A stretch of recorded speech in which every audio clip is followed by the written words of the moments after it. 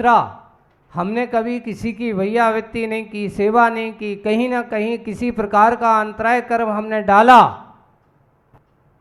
किसी के धर्म ध्यान में भी अंतराय डाला, किसी के कार्य अच्छे कार्य में भी हमने बाधा डाली, तो कई आदमी कहते हैं महाराज आज के समय में तो हमने देखा है कि जो आदमी ऐसे उनकी नाम पूछ परख ज़्यादा होती है। तो भाई पुराना पुण्य कर्म इतना तीव्र है कि वो कितना भी काम करे, बुरा काम करे, वर्तमान में उसका पुण्य कर्म का तीव्र उदय चल रहा है। जिस दिन पाप कर्म का उदय आता है तो पुण्य कर्म बड़े बड़े पुण्यशाली, उन्होंने उसमें धन्य कुमार के चरित्र का, एक जीवन उस धन्य कुमार का ऐसा था पूर्व में कि उसने मात्र अज्ञान दशा में, एक बार उसका पूरी चरित्र है, अकृत पुण्य की कथा, जब वो नगर सेठ के यहाँ उसका जन्म होता है, जैसे जैसे बड़ा होता है हो ये जाता है कि बड़ा गर्भ में आते ही उसके पिता अवसान को प्राप्त हो जाते, सेठ, नगर सेठ। अब जैसे जैसे गर्भ बढ़ता है माँ और बीमार कमजोर होती चली जाती है। यहाँ 9 महीने पूरे होते हैं और माँ की दशा ये हो कि उस जीव के बढ़ते बढ़ते उसके सेठ के जाने के कारण से पूरी की पूरी संपत्ति, जो कर्मचारी थे, जो जिनके जैसे अधीनस्थ थे, सारा का सारा सब कुछ चला गया। अर्थात 9 महीने में कुमार के माँ को मजदूरी करके पेट पालन करने पड़ा। एक नगर सेठानी की दशा ये होती है, एक जीव के संयोग से। अब उसका जन्म हुआ, घर नसीब नहीं, अब राजमहल नहीं, जाकर के बाहर जंगल में उसका जन्म हो रहा है। घर भी लोगों ने छीन लिया, बेघर हो गई। वो अकृत पुण्य अब जाकर के कहाँ, उस माँ ने सोचा कि अब इस गांव में रहने से कोई फायदा नहीं, यहाँ से दूर चलो, वहाँ कुछ काम धंधा करेंगे, अपने बच्चों को इसको पालेंगे और कुछ ना कुछ करके अपनी मजदूरी करके कुछ ना कुछ करेंगे। ये दशा हुई कि प्रतिदिन वह, एक और है साता साता कर्म का जब तीव्र उदयता है तो उन्होंने लिखा कि एक समय दरिद्रता 2 प्रकार से होती है, एक मानसिक दरिद्रता, एक शारीरिक दरिद्रता। कितने प्रकार से दरिद्रता आती है? 2 प्रकार से दरिद्रता आती है। मानसिक दरिद्रता आदमी की विचारधाराओं में, वो किसी दूसरे को अच्छा सम्मान देना नहीं चाहेगा, इसको मानसिक दरिद्रता कहा जाता है। जो किसी को बहुमान ना दे, किसी का अच्छा सम्मान ना करे, मात्र व्यक्तिगत सोचता हो, तो उसको कहा गया कि मानसिक दरिद्रता का प्रतीक है। और जो व्यक्ति दूसरों को सम्मान देकर के, बहुमान देकर के आगे बढ़ाता है, समझ लेना उसकी मानसिक नहीं, दूसरों को सम्मान देकर के सम्मान पाने वाला ही सम्मान नहीं होता है, बहुमान नहीं होता है। तो उसकी मानसिक दरिद्रता तो, अब ये गरीबी है, ये भी एक मानसिक रूप से है। दूसरा शारीरिक दरिद्रता, कि घर पर खाने पीने को है नहीं, लेकिन भूख इतनी लग रही है कि जो रोज कमाता है वो भी कम पड़ता है। वो माँ दिन भर काम करती, मजदूरी करके जो भी धान वगैरह लेकर के आती है और स्वयं खा कर के बेटे को खिलाती है, और बेटा कहता है माँ मुझे भूख लगी। इतना खिलाने के बाद भी माँ, बेटा कहता है मुझे क्या करूं, कुछ समझ में नहीं आ रहा है, कुछ भी समझ में नहीं आ रहा है। वो एक दिन बेटा अब थोड़ा सा बड़ा हो गया, 7-8 साल का हो गया है, वो सोचता है कि माँ कितनी करती है फिर भी मेरे लिए मेरी भूख भी शांत नहीं कर पाती है। तो उसने सोचा कि आज अपन भी काम करने चलते हैं। माँ यहाँ काम करने गई तो वो भी वहाँ पर गया, और चलते चलते पास में गया, देखिए कि उस व्यक्ति के घर पे गया जो व्यक्ति कभी उसके पिता के यहाँ काम करता था। किसके यहाँ गया? जो कभी नौकर था, आज वो सेठ बन गया है। वो सेठ का बेटा नौकर के घर पर गया और उससे कह रहा है कि भाई मुझे काम दो। उसने पूछा तुम किसके बेटे हो, कौन हो? उसने परिचय दिया। उस व्यक्ति को दया आ गई, मेरे सेठ का बेटे की दशा ये है। आंखों में आंसू आ गए।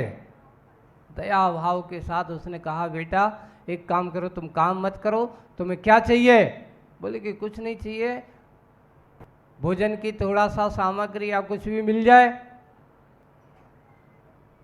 पहले तो उसने कहा कि एक काम, कुछ काम मत करो। उसने अपने वहाँ से बुलाया, अपने आदमी को कहा जाओ 4 स्वर्ण मुद्रा लाओ, ये इसके दे देते, ये अपना बेच करके अपनी दरिद्रता दूर कर देगा। और उन्होंने जैसे ही उसको स्वर्ण की मुद्रा उसके हाथ पर रखते हैं, पाप कर्म का उदय कि सोने की मुद्रा उसके हाथ में ऐसी लगती जैसे अंगारे बन गए हों। क्या बन जाते हैं? ओ, ये भी कर्म है। यदि देने वाला तैयार पर लेने वाले का भी पुण्य कर्म का उदय होना चाहिए। अगर लेने वाले का पुण्य कर्म का उदय नहीं है तो हाथ में आई हुई वस्तु भी उसका साथ, वो कहता है भाई मैंने तो आपको काम मांगा था, आप मेरे हाथ क्यों जला रहे हो? उन्होंने तत्काल उससे कहा कि भाई मैं तेरे लिए इतना करने की सोच रहा था, पर क्या करूं, तेरा पुण्य कर्म का उदय नहीं है। अब दूसरी तरह से उन्होंने क्या किया उसको, एक काम करो, तुम काम मत करो, ये अनाज के ढेर लगे हुए हैं, तुम्हें जितना भी अनाज ले जा सको अपने सिर पर भर लो, ले जाओ, जितना ले जा सको उतना भर लो, और ले जा करके काम मत करो, तुम तो जाओ, भोजन पानी यहाँ तुम्हारी माँ को दे देना, वो तुम्हारी भोजन की समस्या दूर कर देगी। उसमें भी पाप कर्म का उसने भर लिया, ले जा रहा है, रास्ते में उसमें कब छेद हो गया, धीरे धीरे गिरते गिरते घर तक पहुंचा। उसके हाथ में कितना पहुंचा? थोड़ा सा पहुंचा। ये पाप कर्म हर तरह से उसका साथ देता। ऐसा ही कर्म का सिद्धांत समझ लेना बंधु। पूछा गया कि ऐसा क्यों हुआ, उस अकृत पुण्य ने ऐसा कौन सा पाप किया था जो उसके साथ ऐसा हुआ, ऐसा दरिद्रती बना? तो उसने कहा इसने अगले भव में जिनेंद्र भगवान की संपत्ति का सेवन किया था। क्या किया था? धर्मायतनों की संपत्ति को अपनी संपत्ति बनाया था। निर्माल सेवन का फल, दान का फल, उसने ऐसा किया, उसका फल ये था कि उसको नगर सेठ, पुण्य कर्म का उदय ये कहता कि पहले कोई अच्छा काम किया तो कुल तो तुझे सेठ कुल मिला, लेकिन पाप कर्म का उदय ये हुआ कि निर्माल का भक्षण करने का परिणाम ये हुआ कि आज उसके पास ऐसी दरिद्रता। इस भव में तुम्हें लगता जरूर है कि इस भव में मेरा कुछ नहीं होने वाला, अगला भव क्या होने वाला है बंधुओं, ये बताते हैं। आगे जाकर के उस अंकृत पुण्य ने इतना पुरुषार्थ किया, करते रहा, रोज जाकर के उस सेठ के यहाँ काम करता है, जो जाता है करता हुआ, एक दिन वो सेठानी है, वो जिसके यहाँ काम करती है, और काम करके उसने काम करके वापस वहाँ उसके गए। आज सेठ ने कहा कि आज तुझे भोजन में अच्छी सी खीर बनाना है और थोड़ी ज़्यादा बना लेना, ज़्यादा बना लेना। क्यों? बोले कि जो बचेगी तो तुम भी अपने घर ले जाना, अपने बालक को खिलाना। उन्होंने कहा अच्छा ऐसा है। ले जा कर के वो सामग्री उसने कहा कि मैं यहाँ से बनी तो नहीं ले जाऊँगा, आप अगर कह रहे हो तो मैं यहाँ से सामग्री ले जा कर के बेटे को घर पे अच्छे से बना कर के खिला दूँगा। और वो ले जा कर के गई है, और आज सुबह से उसने यहाँ से ले जा कर के खीर बनाई। उसके मन में क्या भाव आए कि एक समय ये था कि जिस घर पे प्रतिदिन मुनि राजों को आहार दिया जाता था, आज मुनि राजों को एक ग्रास देने का सामर्थ्य मेरे पास नहीं है। आज खीर बनाई है और बनाते समय बेटे से उसके मन में क्या बात है, माँ कुछ सोच रही हो? बोले कि हाँ बेटा सोच रही हूँ कि आज कितने दिन के बाद मैंने खीर बनाई है, काश अगर ऐसे समय पर किसी मुनिराज का आगमन हो जाता, किसी मुनि महाराज का आगमन हो जाता तो उन मुनिराजों को मैं इस खीर का थोड़ा सा दान दे करके फिर मैं करती, कितना अच्छा होता। और संयोग से उसने सुन रखा था कि महाराज कैसे होते थे, वो अकृत पुण्य ने सुन रखा था मुनिराज के बारे में। और तभी उसने क्या देखा, माँ कहाँ गई है पानी भरने, तभी एक महाराज वहाँ से निकल रहे हैं। तो बालक को कुछ नहीं सूझा, वो गया महाराज के पास, महाराज महाराज आज हमारे घर चलो। बालक तो बालक होते हैं। बोले कि क्यों? माँ ने आज खीर बनाई है और माँ ने आज सुबह कहा था कि कोई अगर महाराज आएंगे तो उनको आहार दे करके मैं खीर दे करके अपने आप से कुछ किया करूँगा, दान देना चाहती हूँ। और उसने जाकर के महाराज ने उसको सुना, अरे बालक है। अब जैसे हम लोग भी आते कभी कभी, छोटे छोटे बालक रहते ना, तो वो आकर के बोल जाते हैं ऐसा होगा वैसा होगा, महाराज आज हमारे घर आओगे कि हाँ ठीक, सुन लेना चाहिए अपन को। उसने भी, महाराज ने भी ऐसा ही सुना, महाराज आगे जाने लगे, आप खजुराहो जाना। आप लोग कभी लोग ये चीज़ देखते हो, धन्य कुमार चरित्र की यहाँ पर कथा नहीं है, ये आप खजुराहो में आप अपने मंदिर है ना, तो वहाँ उस मंदिर में खजुराहो में धन्य कुमार चरित्र की कथा का उत्कीर्ण किया गया। एक बालक है, मुनिराज जा रहे हैं, वो पैर पकड़े खड़ा हुआ है, नहीं महाराज आप नहीं जाना। बोले कि क्यों नहीं जाना? बोले कि नहीं जाना। बोले कि आज माँ आ रही है, आप तो आज हमारे घर पर क्या करके जाना? आहार ग्रहण करके जाना है, क्योंकि माँ ने आज बहुत अच्छी खीर बनाई है और माँ ने कहा था कि अगर कोई महाराज आ जाए। और इतने में सामने से माँ पानी भर कर के आई है, वो बालक पैर पकड़े खड़ा हुआ है। किनके? मुनिराज के पैर पकड़े खड़ा हुआ है। वो हो वहाँ ऐसा लग रहा है। माँ ने देखा और देख करके भगवान क्षमा करो, मोर जा कर के कलश उठाया, उसने महाराज को देखा, देख करके महाराज ने भी उसको पहचान लिया। और माँ ने कहा भगवान मैंने आज चर्चा की थी, आज वो भाग्य है। और उसने मुनिराज का पड़गान किया और पड़गान करके बालक को आहार तो नहीं दिया उसने, बालक तो बालक था। अब आप लोग कहोगे महाराज का अंतराय नहीं हुआ था क्या? अरे महाराज को अंतराय है, बालक को अंतराय ऐसा नहीं होता। अरे उन्होंने पकड़ लिया उस समय शुद्धि के महाराज के, ऐसा थोड़ी कि अब आहार को जा रहे हैं आज की तरह मुद्रा लेकर के जा रहे हैं। उन्होंने रास्ते में विहार करते हो, रास्ते में मिल गया, मुनिराज उनके घर के सामने से जा रहे हैं। ओ जैसे ही वहाँ पहुँचे, माँ ने पड़गान किया, माँ ने पड़गान करके बालक वहाँ पड़ोस में सेठ जी को पता चला, वो भी आ गए, वहीं रहती थी, उन्होंने भी उनसे मिलकर के साथ आहार दिया था। वो भाग्य है आज वहाँ पर ऐसे पुण्यशाली बालक बाहर देखे आहार देखते देखते बहुत आनंद है, आज माँ की इच्छा पूरी हो गई। और वो मुनिराज कोई सामान्य नहीं थे,